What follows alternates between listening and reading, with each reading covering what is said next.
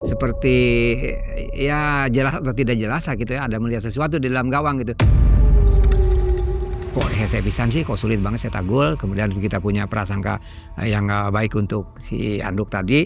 Perdana sendiri merasa gitu, perasaan dia, saya teh syuting asa geus lempeng gitu, kena dia. Tolong itu lihat di gawang aya naon tuh, seperti itu. Ternyata setelah dilihat lebih dekat lagi, katanya ada telur gitu kan di dalam gawangnya itu. Punten ya, kihan gawangnya seperti itu. Nah itu tidak dilakukannya itu tidak malu-malu itu, tapi Ada oleh ya? oleh ada tuh yang semacam itu, tapi oleh, penonton ya bukan pemainnya gitu, penonton yang Oh, yang mengincingi penonton. penonton, dia pergi lari ke situ kemudian Dan yang lebih gila lagi, ada dukun Ghana itu ya. Jadi si dukun ini mau mempengaruhi Harry Kane supaya tumpul gitu, Coach. ya, itu atau kebetulan atau tidak, yang pasti Harry Kane lawan Ghana tidak bisa mencetak gol. Kalau Kang Ronaldo pakai gituan nggak, Coach? Karena kemarin kan waktu dia mau nendang itu. Perjalanan panjangnya di dunia sepak bola Indonesia telah menjadikan dirinya sebagai salah satu legenda. Memulai karir dari pemain hingga menjadi pelatih bola. Dirinya berhasil meraih juara di setiap langkahnya. Namun permainan di atas lapang tak hanya tentang skill. Karena ada faktor lain yang sering hadir menghantui. Berbagai fenomena tak kasat mata di dunia sepak bola pernah dialami secara nyata oleh Coach Jajang Nurjaman.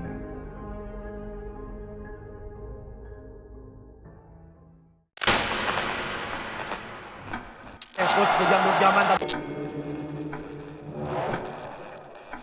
menambahkan kedudukan dari menit ke-79. Tidak lama dari itu, dengan lompatan tajamnya mampu untuk membawa tenaga baru bagi Persib di babak kedua tadi. sebuah tactical play manual book yang sepertinya dari drama semifinal dengan keras dari Muhammad Dimas Derajat mengamankan tiket promosi.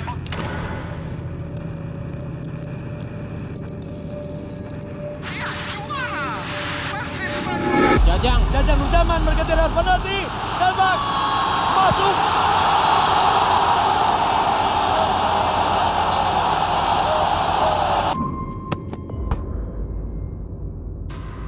Kalian tahu, saya pernah menguasai sepak bola Indonesia.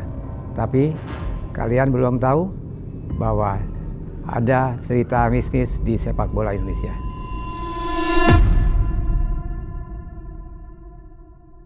Assalamualaikum warahmatullahi wabarakatuh. Waalaikumsalam warahmatullahi wabarakatuh. Selamat malam Sobat Malam Mencekam, salam olahraga. Waduh, hari ini salam olahraga nih.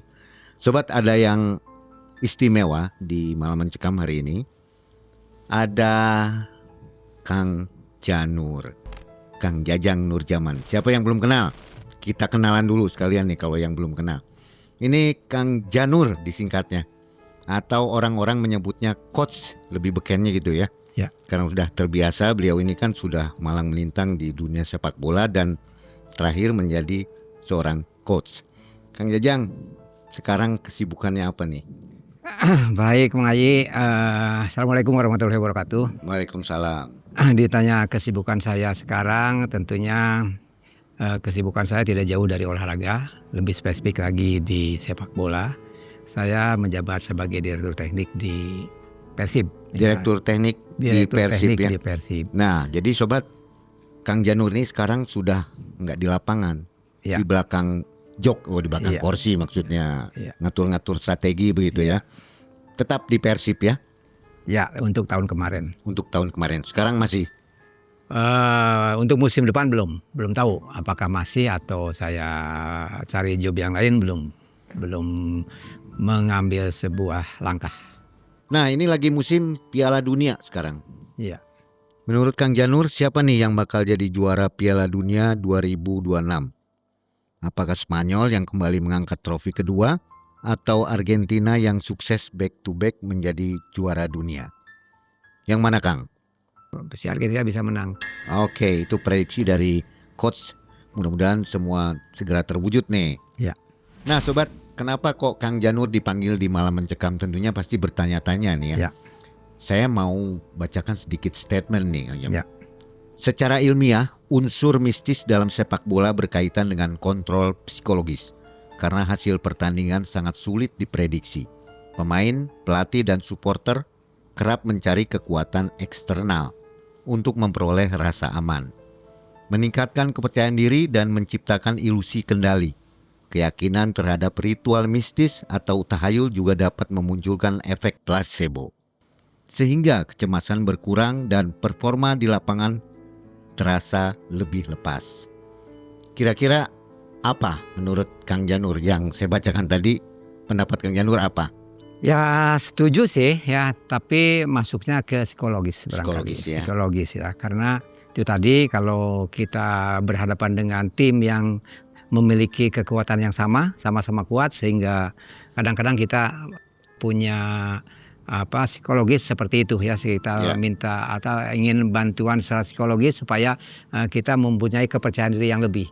Tapi kita atau kami mungkin dari waktu ada di lapangan juga seperti itu, tapi lebih kepada sebagai orang Muslim ya, kita lebih kepada banyak berdoa. Betul. Banyak berdoa, minta kepada Yang Maha Kuasa supaya perjuangan kita diridhoi sehingga kita bisa menjadi keluar sebagai pemenang. Seperti itu. Itu psikologis ya.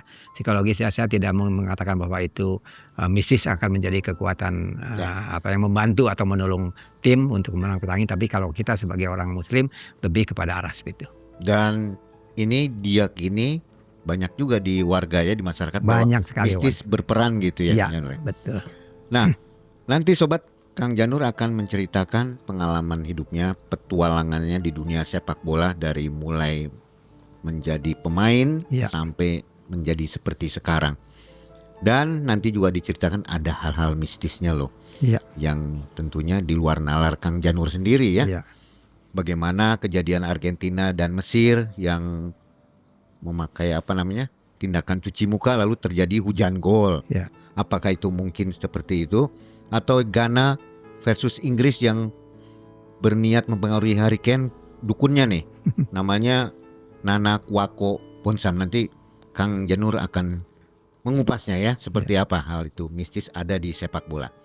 Sobat, mudah-mudahan selalu sehat, rezekinya melimpah. Saatnya kita ngobrol dan mendengarkan kisah dari Kang Janur. Malam Mencekam, semakin malam semakin mencekam. Ini dia Kang Jajang Nurjaman.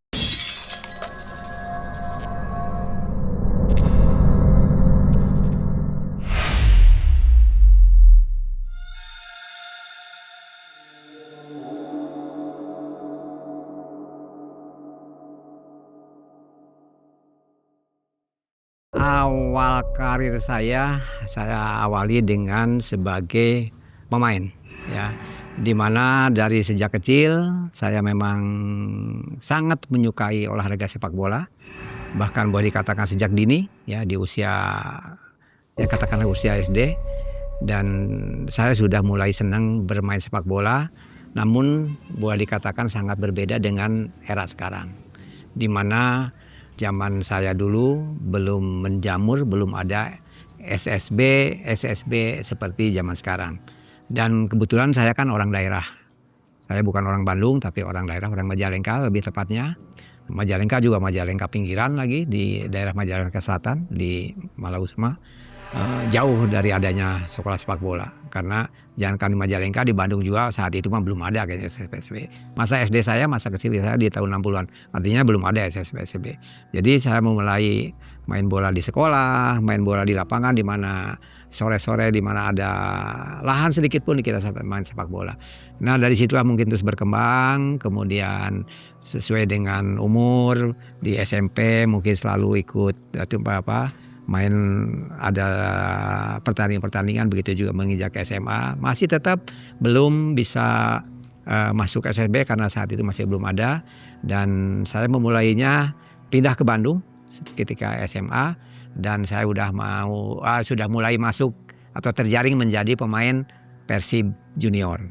Boleh dikatakan masa depan sepak bola saya dari mulai situ, karena sudah menjadi pemain Persib Junior. Tentunya ini sebuah langkah yang cukup menggembirakan, sehingga orang tua pun barangkali sudah mulai, kalau tadinya mungkin sedikit-sedikit agak hariwang, agak melarang mungkin ya, mau jadi apa pemain bola saat itu. Tapi ketika menjadi pemain Persib Junior sudah mulai agak lampu hijau lah, udah mulai membolehkan. Kemudian alhamdulillah di Persib saya sempat merasakan juara, karena memang saya bergabung dengan pemain-pemain yang luar biasa di saat itu. Boleh saya sebut nama-nama teman-teman saya adalah seperti Ajat Sudrajat, Suhena, Robi Darwis, Yusuf Bahtiar, Adeng Hudaya, nama-nama yang cukup familiar dan cukup terkenal sekarang, karena memang mereka individu-individu yang bagus di Persib, sehingga saya cukup berprestasi bersama mereka. Bisa juara di Perserikatan 86, juara Perserikatan 90. Itu di masa saya masih main. 2 trofi buat Persib yang cukup membanggakan. Itu di era Perserikatan. Kemudian setelah itu sempat juga saya hijrah ke Galatama, tepatnya di Medan, Mercu Buana, cuma 4 tahun, tapi setelah itu kembali lagi ke Persib. Kemudian beralih status di tahun 94, saya diajak pelatih kepala Persib saat itu Pak Indra Thohir untuk menjadi asisten di Persib. Itu dalam persiapan menuju atau menghadapi Perserikatan terakhir. Karena tahun 94 itu adalah era amatir terakhir dikompetisikan, yaitu tahun 94 Perserikatan terakhir. Juara divisi utama ya? Alhamdulillah juara dengan Pak Thohir di situ, dengan materi pemainnya Sutiono, Keke Jakaria, Robi, masih Yadi Mulyadi, ada Asep Kustiana, Asep Sumantri. Itu nama-nama yang juara di Perserikatan.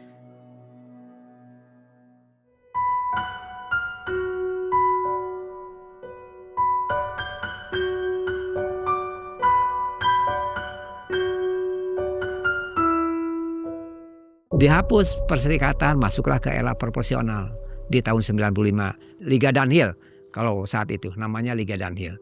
Alhamdulillah dengan materi yang sama, materi yang melakoni di Perserikatan terakhir, langsung terjun di 95. Alhamdulillah kita juara lagi. Saya statusnya masih sebagai asisten pelatih. Barangkali sekarang berseliweran tuh di YouTube ya. Saya duduk di samping Pak Thohir, di mana Pak Thohirnya yang tidak henti-hentinya merokok, ya karena saat itu masih dibolehkan di bench ngerokok. Berbeda sekarang, boro-boro di bench, sekarang di sekitar lapangan sudah tidak boleh. Kalau waktu itu mah sebagai pelatih aja masih boleh merokok. Alhamdulillah juara lagi, sehingga itu yang menyematkan bintang di Persib, bintang 1. Karena yang Perserikatan tadi saya sampaikan tadi, yang saya ceritakan tadi itu tidak dihitung. Jadi bintang Persib sekarang 5 itu di era proporsional, dimulai dari 95. Liga ke berikutnya tahun 96-97 saya berkecimpung di internal Persib, ngelatih juga kelompok umur tuh. Kelompok umur, kemudian ya ada yang Suratin, ada yang ke Porda, saya sempat jadi pelatihnya. Kemudian sempat juga jadi asisten di masa Arcan Yuri di 2005-2006, jadi asisten lagi di Liga 1-nya. Kemudian setelah itu di 2008 saya hengkang dulu ke Pelita Jaya.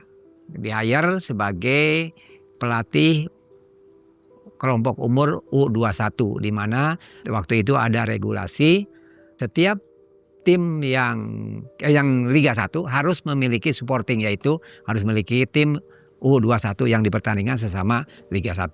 Saya di-hire ke sana, alhamdulillah di Pelita Jaya saya juara. Untuk yang pertama kalinya di kelompok U21, yang keduanya saya di runner up. Setelah itu di 2012 persiapan ke 2013 saya di-hire sama Pak Umuh waktu itu menelpon saya untuk dijadikan pelatih di Persib. Tahun pertama saya hanya bisa memperbaiki ranking dari yang 13 menjadi ranking keempat. Alhamdulillah lonjakannya luar biasa. Sehingga tahun berikutnya 2014 saya ditunjuk lagi menjadi pelatih Persib. Sehingga saya memperbaiki, mengganti beberapa pemain, mendatangkan beberapa pemain termasuk Pujopik, termasuk Konate Makan, Firman, Supardi, Ridwan. Saya bawa ke Persib sehingga alhamdulillah juara untuk tahun 2014 di Liga 1. Itu barangkali prestasi yang fenomenal buat saya, bisa juara bersama Persib ya di tengah tim-tim yang lain juga bukan tidak hebat, tapi saya alhamdulillah bisa juara di 2014. Seperti itu. Dan itu prestasi di Persib. yang luar biasa, Kang Janur ini juga sampai ke luar negeri ya, studi taktis di Ya. Italia bersama Inter Milan ya, Ya, betul. tahun 2016. Ya, Tuh sobat, luar biasa kan sepak terjang Kang Janur. ya, Dari mulai tahun berapa tadi? 70-an ya. ya. Jadi itu bola aja terus ya, Bola terus. nggak pernah kerja di mana gitu. Kerja, ya itu tadi dari juara di 86 sebagai Persikatan. Waktu itu mah kan sekali lagi kan kita mah betul-betul kerja bakti jadi pemain bola, tidak seperti zaman sekarang. Itu digaji. Tidak ada gaji. Zaman itu beda dengan sekarang. Kalau sekarang kan di awal aja sudah punya duit kita, Iya. dikontrak, dapat DP, dapat gaji bulanan. Waktu itu mah kita dibayar hanya per pertandingan. Datang ke latihan dibayar uang transport, datang ke pertandingan dibayar uang pertandingan. Sehingga ketika juara di Persib, kita yang mencari bonusnya itu adalah dikerjakan. Jadi rata-rata pemain Persib era waktu itu pada kerja. Ada yang di PLN, di Bank BNI, Bank Bumi Daya waktu itu. Hanya di 3 instansi itu saja. Dan saya juga termasuk saya juga, walaupun agak terlambat beda dengan yang lain. Yang lain lebih awal di 82, kalau saya mah di 86. Juara itu baru masuk kerja di PLN.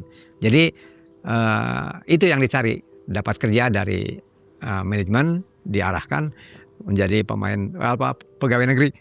Itu aja barangkali yang dikejar pada waktu itu. Di PLN sampai tamat, sampai pensiun. Sampai pensiun dini, karena kita harus pergi ke Pelita tadi 2008. Sehingga saya harus memutuskan pensiun dini dari PLN. Oke. Nah sobat, ini belum panas nih. Di sepak bola itu ada yang tadi kita sebut dunia mistis, percaya atau nggak percaya terserah. Yang penting kenyataan itu ada ya. Dan Kang Janur bisa menjelaskannya itu. Sekarang kita masuk ke sesi menghadapi persaingan kompetisi di tengah isu bantuan spiritual. Ya, berbicara tentang mistis, percaya atau tidak, kita juga di sepak bola banyak sekali mendengar cerita-cerita seperti itu. Ya, jadi boleh saya dikatakan saya banyak mendengar cerita seperti itu, dan mungkin kejadian yang saya alami juga pernah ada. Gitu. Katakanlah seperti ketika saya menjadi tadi di tahun 90-an, 95. Ketika kita, atau saya bertindak sebagai asisten pelatih Pak Thohir tadi di 95 di Liga Pertama. Ya ketika itu di kompetisi Liga Pertama itu ada beberapa kejadian lah ya. Di mana ketika kita atau Persib melawan itu kita agak sulit tuh, padahal kita bisa boleh katakan mengurung jalannya pertandingan, tapi sulit mencetak gol tuh. Seperti ya jelas atau tidak jelas lah gitu ya, ada melihat sesuatu di dalam gawang gitu. Termasuk para pemain gitu. Tapi yang namanya begitu kan kita tuh suka ribut tuh di pinggir lapangan itu, para pemain atau pemain-pemain yang tidak main itu ugur-uguran gitu kan sama pemain di lapangan. Tolong itu lihat di gawang aya naon tuh, seperti itu. Ternyata setelah dilihat lebih dekat lagi katanya ada telur gitu kan di dalam gawangnya itu. Sehingga setelah diteriakin pemain juga yang pemain depan terutama dalam hal ini berusaha untuk menyingkirkan benda tersebut gitu ya.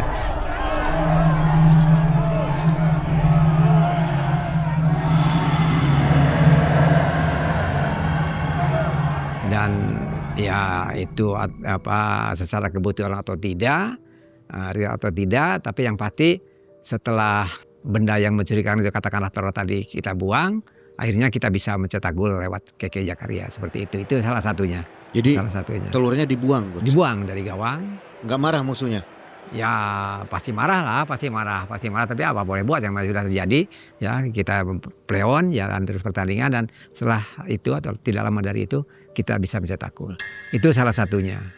Percaya nggak percaya itu ya? Percaya atau tidak percaya, tapi kenyataan seperti itu. Oh ya, karena apakah betul ada sesuatu, ada hal yang mistis di dalam telur tersebut atau tidak? Yang pasti setelah kita buang kita bisa mencetak gol. Seperti itu aja sih. Penonton tahu nggak itu? Oh tahu dong, apalagi bobotoh ya, gitu pasti itu. Pasti karena gawang itu kan tidak jauh dari penonton yang agak di lapangan gawang gitu, pasti mereka bisa lihat. Telurnya itu telur apa, Coach? Yang pasti telurnya telur agak gede, telur bebek gitu. Telur bebek gitu. Telur bebek gitu, dan kalau yang gede itu angsa ya? Ya mungkin telur bebek atau telur angsa gitu, karena memang agak gede sih sehingga bisa kelihatan dari jauh juga seperti itu. Ketika Sutiono membuang itu, dia cerita nggak ke Coach ada perasaan apa? Sebetulnya nggak ada cerita dia memiliki perasaan seperti apa setelah membuang itu, tapi yang pasti mungkin kepercayaan dia merasa bertambah ketika memiliki peluang dan terbukti gitu. Kita bisa mencetak gol. Terus setelah telur tersebut dibuang. Tapi secara cerita khusus jadi punya perasaan seperti apa untuk Sutiono yang membuang telur tersebut, tidak cerita panjang tentang itu. Ya, selain itu ada lagi, itu sih udah di era saya menjadi pelatih. Ya di 2014 ketika kita ketemu tim yang cukup solid, cukup bagus, menjadi pesaing kita di Bandung waktu itu, sehingga mereka juga memiliki penonton yang banyak. Dan ketemu kita di Stadion Jalak Harupat waktu itu. Ya, kemudian pertandingan seru tuh, pertandingan seru, jual beli serangan, sehingga kita juga agak sulit tuh untuk bisa menang lawan mereka karena itu tadi. Dan kalau lihat sisi peluang kita lebih banyak, bahkan ada kena tiang, kena itu, dan reaksi kiper juga bagus. Gol-gol lah, menyerang 7 hari 7 malam katakanlah seperti itu, tapi kita sulit untuk mencetak gol. Dan kita melihat di gawang itu ada handuk. Kita mempunyai prasangka gitu, jangan-jangan itu si handuk itu ada apa-apanya gitu kan. Jadi gerokan juga tuh biasa tuh pemain-pemain cadangan tuh pijen seperti itu kan. Kedengaranlah sama Ferdinand, atau mungkin Ferdinand juga punya perasaan seperti itu. Ya dia juga itu berusaha tuh untuk membuang handuk tersebut, sehingga rada sedikit getreng, ada pertengkaran tuh sama si pemilik handuk, yaitu penjaga gawang. Semoga berebut handuk tersebut, tapi Ferdinand berhasil untuk membuangnya, tapi dia ambil lagi gitu. Tapi terus dia buang lagi, sempat terjadi seperti itu. Nah, akhirnya setelah kejadian itu, ya kejadiannya alhamdulillah kita bisa mencetak gol dan kita bisa menang lah, seperti itu. Selama berapa menit itu durasinya ada handuk nggak gol-gol itu?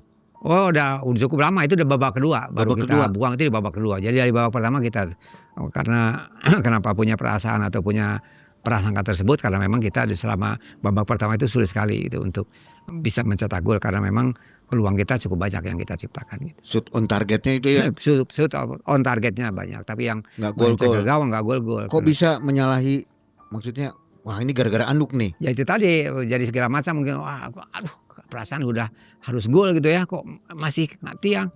Sampai ya yang namanya di pinggir lapangan kan sampai pegang kepala dan semuanya. Begitu dilihat-lihat, wah jangan-jangan tuh ya gara-gara si anduk eta gitu. Jadi teriak-teriak lah para pemain cadangan itu. Bener aja begitu diambil ya, dibuang. Itu percaya atau tidak, ya mungkin ada hal-hal yang mengandung mistis barangkali atau gimana, kita tidak tahu. Berapa menit kemudian golnya itu? Nggak lama. Setelah itu 7-8 menit setelah itu ya, alhamdulillah kita bisa cetak gol. Berapa kosong? Lupa saya skor akhirnya. Masih ada juga ya begitu-begitu ya? Ada.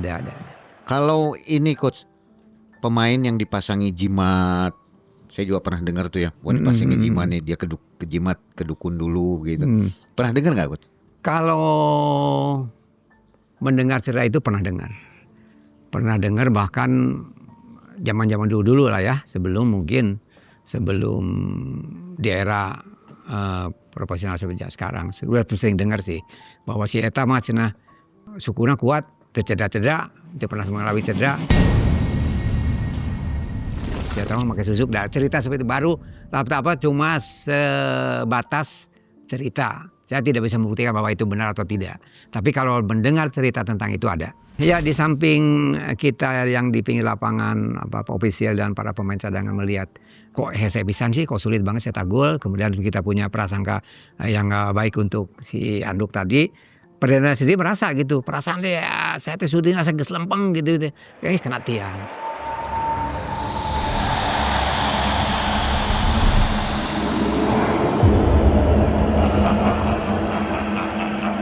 Bukan Ferdinand saya, pemain yang lain sudah merasa sudah kosong si gawang, masih kena juga dengan reaksi kiper seperti itu. Artinya cukup sulit lah, itu yang dikatakan mereka gitu.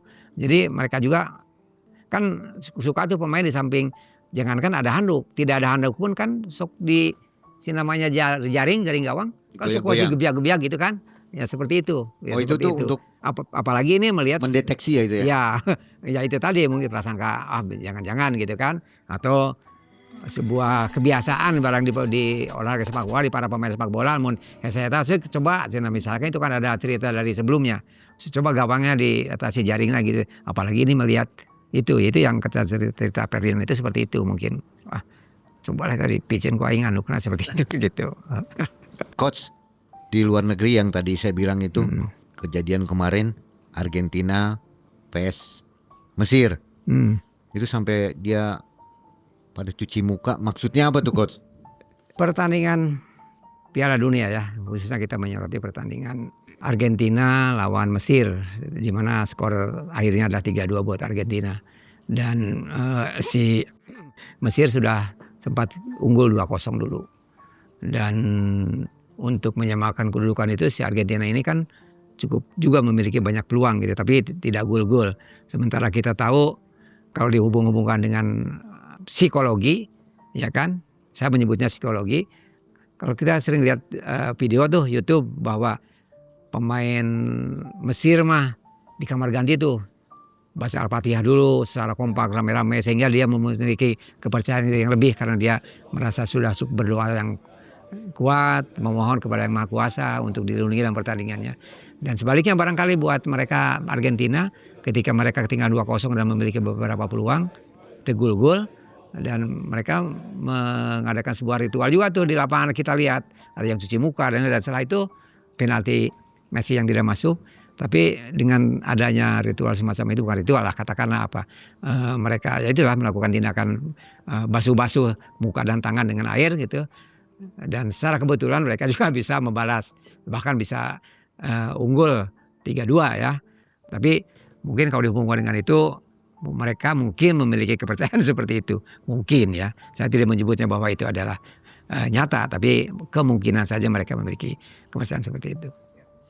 Dan yang lebih gila lagi, ada dukun Ghana itu ya. Jadi si dukun ini mau mempengaruhi Harry Kane supaya tumpul gitu coach. Ya. Waktu Ghana lawan Inggris ya. Ya. Itu menurut coach gimana? Berhasil nggak? Ya sama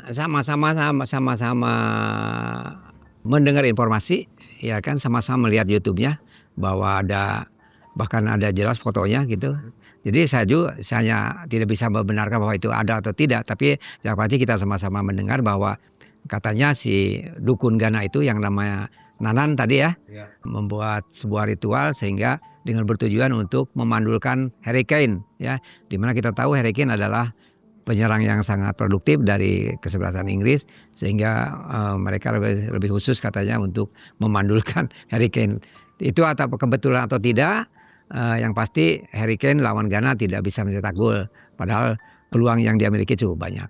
Itu saya juga hanya sebatas sama dengan masyarakat sepak bola yang lain mendengar informasi seperti itu dari informasi dari media sosial. Karena tersebar ya. Cukup tersebar. Benar-benar pengakuan si Nana ini benar-benar saya melakukannya ya, gitu ya. Ya, kita hanya mendengar atau melihat dari medsos seperti itu. Tapi secara kebetulannya memang nggak gol itu ya. Ya, sebagai kebetulannya Harry Kane yang begitu produktif, apalagi dia memiliki beberapa peluang, tidak mencetak gol dalam pertandingan itu. Gitu. Ya, silakan sobat, bagaimana menafsirkannya ya? Iya.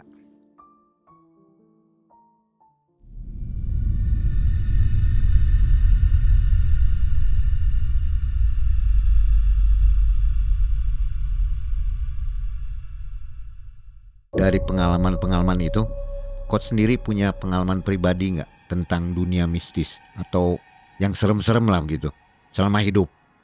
Apa aja coach? Baik, yang berbau mistis seperti itu, katakanlah dengan pernah ada di situasi atau di tempat-tempat yang cukup boleh dikatakan ada mistisnya lah ya. Misalnya selain melatih di Persib, pernah juga melatih di beberapa tim. Pernah di Surabaya, pernah di Medan, pernah di Banjarmasin gitu. Dan selama itu sering juga mengadakan TC di tempat-tempat lain yang cukup lama. Katakanlah pernah di Jogja, pernah di Batu, pernah di mana di Malang gitu, pernah TC lama. Pernah di satu saat saya juga ada di sebuah hotel. Mungkin saya tidak bisa sebutkan nama hotelnya, tapi yang pasti hotel itu boleh dikatakan kata orang cukup angker gitu ya, karena mungkin ada di lokasi yang kurang strategis ya, mungkin ada bau-bau mistisnya sehingga boleh dirasakan bahwa hotel tersebut cukup angker di mata para pemain ya. Ya termasuk saya sendiri barangkali karena kebetulan si hotel tersebut banyak sekali patung-patungnya lah, baik di kamar atau di ruangan-ruangan tertentu, sehingga mungkin karena berbau mistis tadi, kita itu pandangan gitu kadang-kadang suka diganggu karena seolah-olah sih itu tuh jadi hidup seperti itu.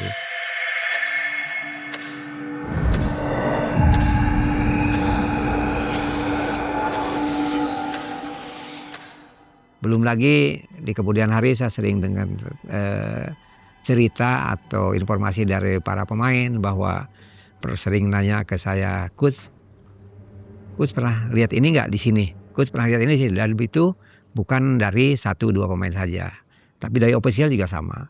Artinya para pemain dan ofisialnya cukup tidak nyaman ada di hotel tersebut, merasa sangat terganggu gitu.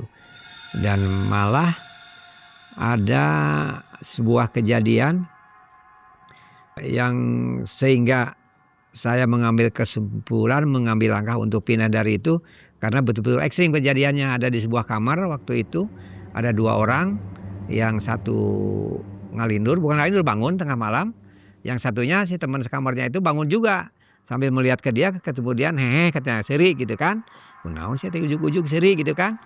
Kemudian setelah besoknya ketika sudah sama-sama bangun, dia tanya tuh kejadian malam, dia bilang nggak ngaku, nggak ngerasa gitu.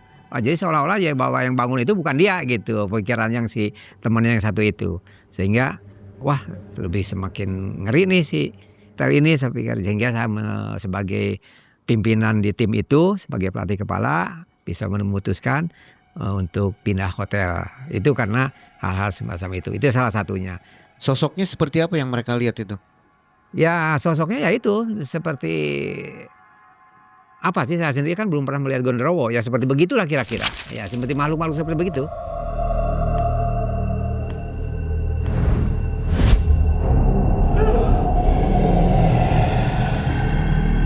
Makhluk-makhluk gede yang menyeramkan seperti itu. Itu yang mereka lihat.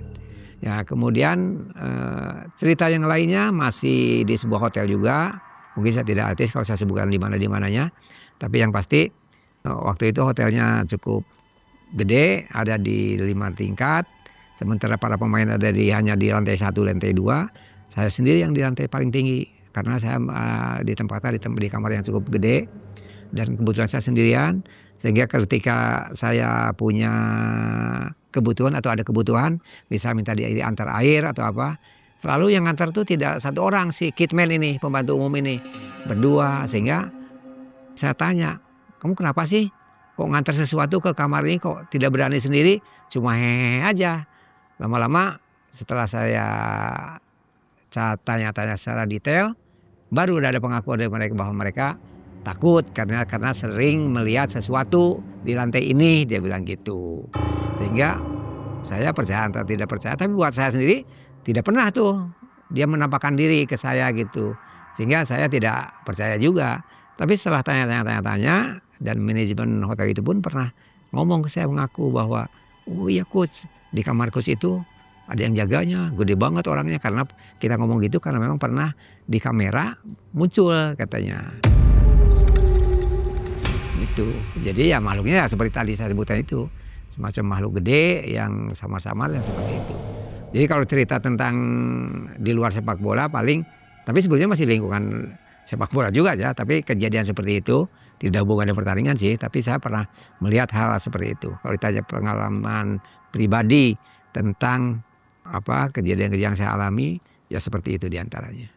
Merinding sih sering ya, Coach? Ya pasti merinding sih pasti. Sebagai apalagi setelah ada informasi bahwa di lantai 5 eta ayaan jadi gitu kan. Sehingga jadi, pasti ya? dong secara psikologis saya juga agak setiap mau keluar kamar ya pasti merinding, dan seperti kadang-kadang yang berkolebat masuk akhirnya ya seperti itu. Karena memang udah dapat cerita, udah dengar cerita, akhirnya ya terpengaruh dong. Yang tadinya saya aman-aman saja, tapi setelah dengar cerita ya otomatis merinding dan suka sepintas seperti ada yang berkolebat gitu, seperti itu. Iya. Ada lagi nih Bang Ayi, cerita tentang yang berbau mistis seperti itu ya. Jadi ada sebuah mes ya di sebuah kota gitu, tempat berkumpulnya atau tempat ditampungnya para pemain bola. Tapi karena mungkin mes itu cukup besar bahkan lebih dari 2 lantai, ada 3 lantai kalau nggak salah, ya, sehingga dengan kamar yang cukup banyak. Dan tadinya gedung itu mungkin lebih sering kosong, sehingga ketika ditempati oleh para pemain bola, di mana pemain bola juga kadang-kadang kan tidak banyak, tidak semuanya tidur di situ, hanya sebagian saja gitu, sehingga yang tidur di situ sering kali mereka mendapat gangguan dari hal-hal semacam itu, dari penampakan makhluk-makhluk tidak jelas seperti itu, sering itu, karena memang ini saya dapat cerita nih dari para pemain yang menempati gedung tersebut gitu ya. Jadi hal-hal seperti itu memang ada dan mereka sering diganggu karena mungkin saja karena itu gedung yang cukup gede ya kan, dan lama kosong, sehingga dalam keyakinan juga yang namanya makhluk-makhluk begitu makan senang sekali tinggal di tempat-tempat seperti itu.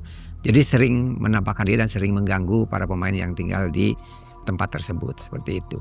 Itu tambahan dari cerita yang tadi saya sampaikan, diantaranya ada juga yang seperti itu. Jadi mempengaruhi ke latihan mereka ya, coach? Ya paling tidak ya mengganggu tidurnya, atau yang tadinya nyaman-nyaman dengan satu orang di satu kamar mungkin jadi ngajak temannya jadi numpuk di situ. Paling itu efeknya seperti itu. Apa yang tadi tidur di hotel itu ada hubungannya dengan perbuatan lawan bolanya? Saya pikir enggak ya? ada. Gitu mah karena asli angker. Asli angker dari tempat tersebut. Oke. Rumor yang beredar dari tempat itu gimana sekarang, aman atau makin angker? Tempat-tempat yang tempat-tempat yang tadi yang saya ceritakan itu, terutama tentang yang 2 tadi, hotel tadi yang saya ceritakan, saya tidak dapat informasi lagi belakangan seperti apa. Tapi yang besar kemungkinan karena memang makhluk tersebut mungkin sudah menjadi penghuni di tempat tersebut, ya mungkin saja sampai sekarang masih ada gitu. Tapi kalau dari tempat yang terakhir saya ceritakan, mungkin saja masih tetap seperti itu karena memang itu gedung lebih sering kosong dan ada, percaya atau tidak, ada penghuninya di situ mungkin. Jadi mungkin saja masih tetap seperti itu. Ada lagi Mai nih cerita, tapi ini ceritanya di Tarkam nih ya. Jadi kalau yang namanya di daerah apalagi di pelosok ya, masih mungkin lebih kental dengan kepercayaan mistis seperti itu. Jadi dalam pertandingan tersebut sering terjadi tuh hese ngagulkeun dan segala macam gitu kan. Kemudian ada action atau ada perilaku dari lawan yang merasa kesulitan itu, ada tindakan-tindakan yang bisa boleh dikatakan menggelikan juga gitu ya. Cepat punten ya, kihan gawangnya seperti itu. Nah itu tidak dilakukannya itu tidak malu-malu, tapi ada tuh yang semacam itu, tapi oleh penonton ya, bukan pemainnya gitu, penonton yang yang mengincingi penonton. Penonton dia pergi lari ke situ kemudian dikencingin.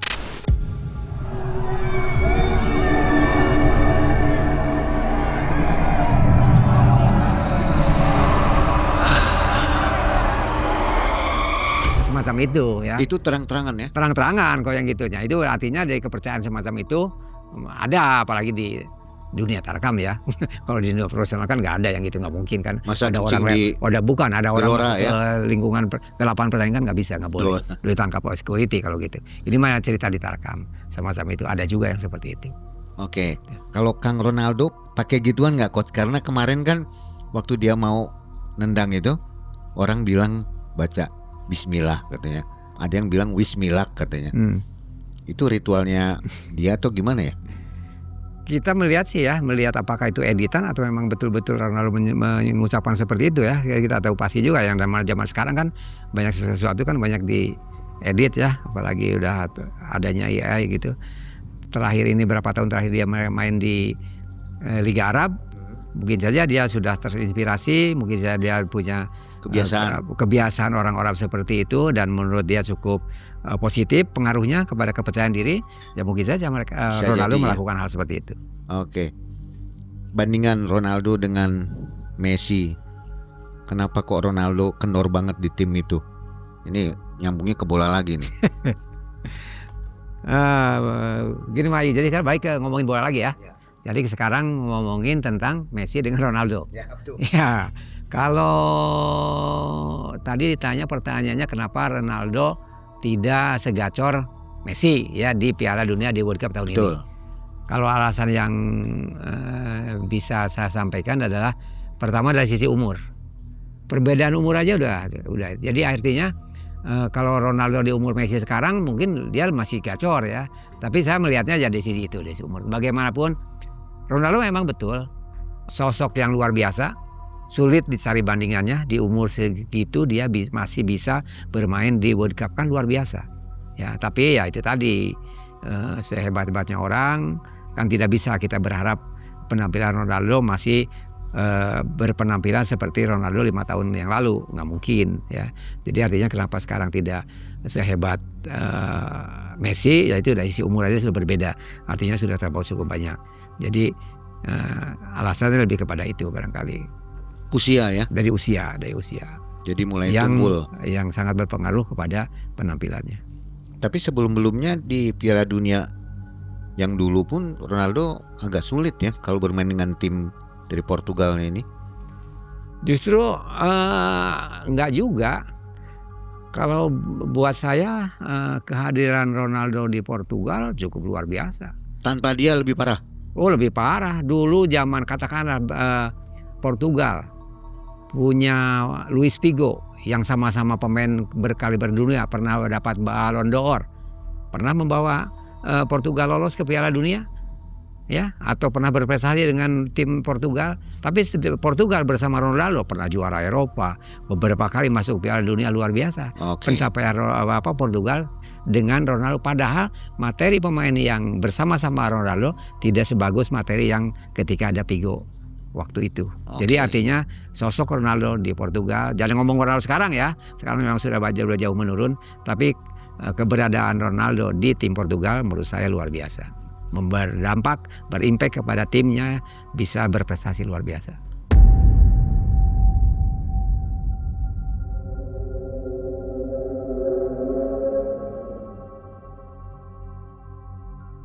Dari tim-tim yang berlaga di World Cup tahun ini, saya bisa menyimpulkan kalau saya disuruh menyusun starting line up, ya saya coba-coba menyusun dari mulai penjaga gawang kepada penjaga gawang Simon Unai, kemudian 4 di belakang, saya memakai 4-3-3 ya, 4 di belakangnya di kanan Hakimi, kemudian di 2 center back-nya Upamecano sama Saliba, kemudian di sebelah kiri Cucurella, 3 di tengahnya Kone sama Bellingham dan IMF-nya Olise, ya, kemudian 3 di depan, di ujung tombak Haaland, di sebelah kiri Mbappe, dan di sebelah kanan Lamine Yamal.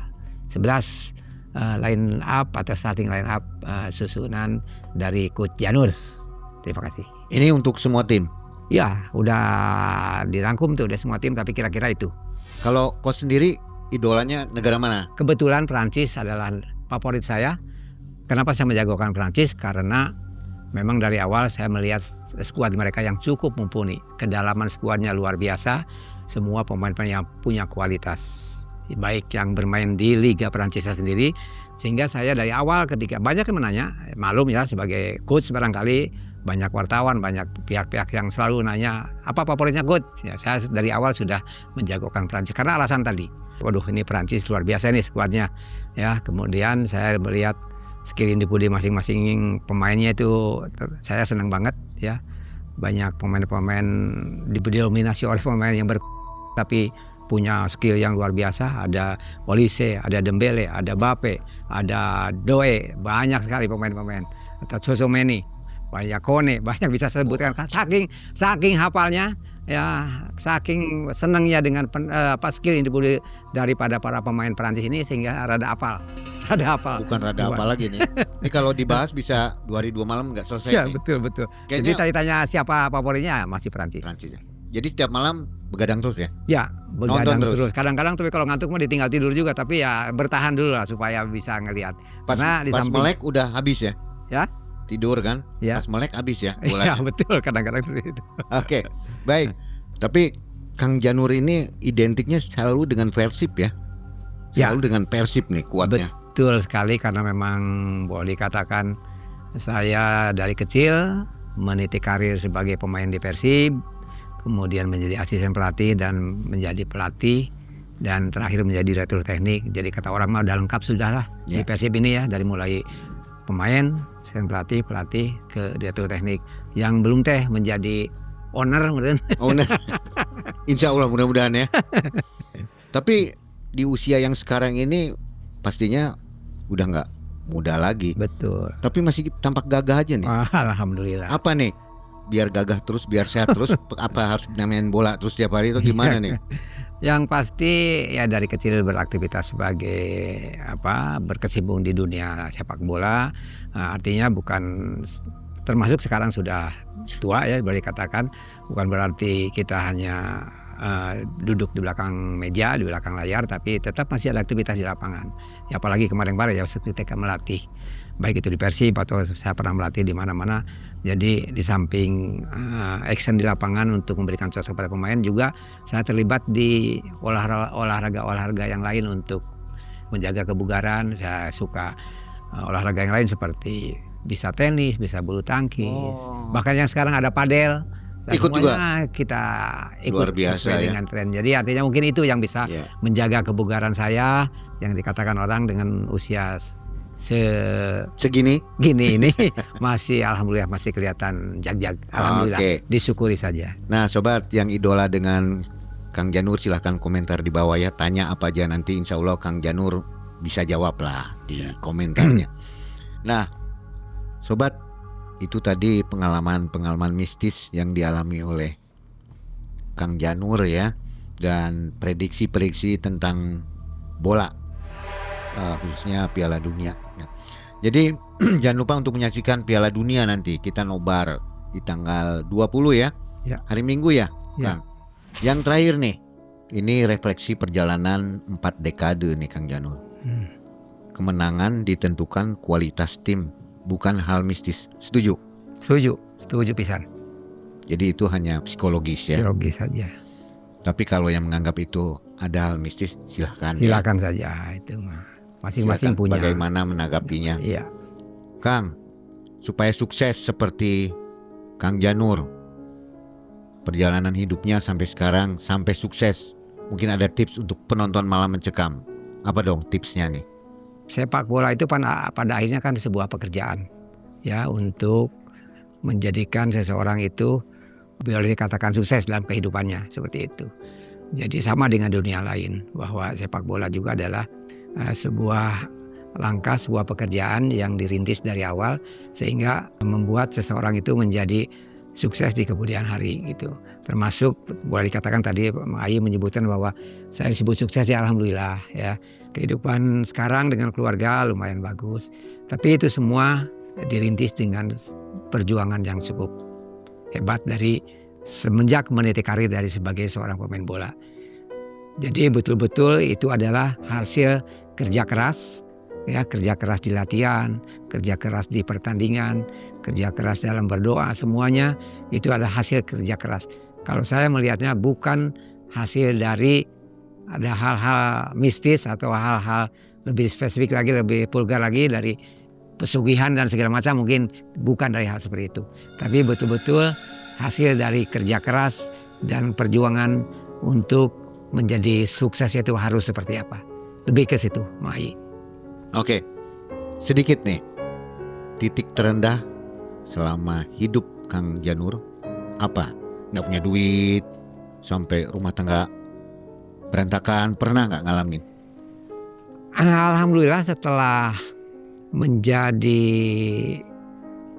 orang yang menggeluti dunia sepak bola kesini ya, apalagi semenjak jadi pemain profesional, kemudian semenjak menjadi pelatih, alhamdulillah tidak mengalami hal-hal yang boleh dikatakan titik terendah dalam hidup.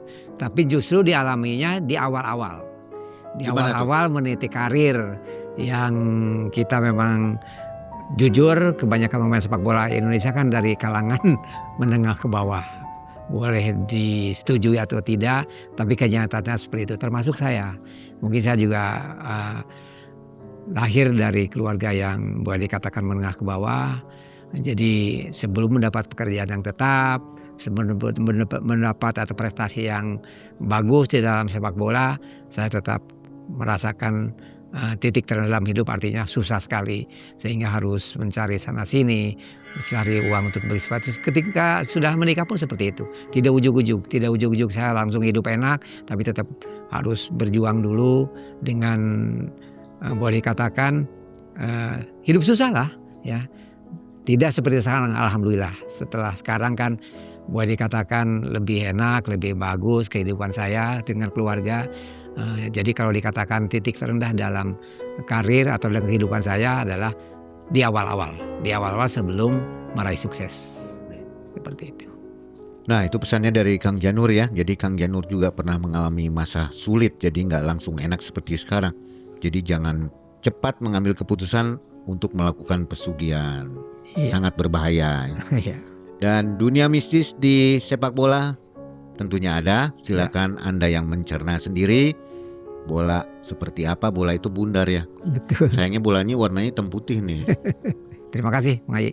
Tapi tong dijudikeun ya. Ya betul, tong dijudikeun. Kita pure aja nonton sepak bola. Oke, kita nikmati pertandingan. Banyak orang mengenal Kang Janur dari kerasnya lapangan hijau, tentang taktik, tentang kemenangan, dan tentang semangat yang tak pernah padam. Namun di balik gemuruh tribun, ada cerita yang tak pernah masuk ke papan skor. Cerita yang hanya hidup dari mulut ke mulut. Karena konon, tak semua pertandingan hanya disaksikan oleh mereka. Halo Sobat Malam Mencekam, ini waktunya buat sobat semua untuk jadi lebih dekat bersama Malam Mencekam. Ayo gabung membership sekarang juga, cuma dengan 10 ribuan. Kalian bisa dapat akses ke ratusan konten eksklusif. Mulai dari pembuktian ilmu goib, perjalanan dan penelusuran tim Malam Mencekam, sampai momen lebih dekat bersama para narasumber. Dan gak cuma itu, member juga bisa nonton video terbaru lebih awal. Plus dapat emoji dan badge eksklusif khusus member, biar identitas kalian makin mencekam. Klik tombol gabung sekarang dan jadilah bagian dari keluarga besar member Malam Mencekam.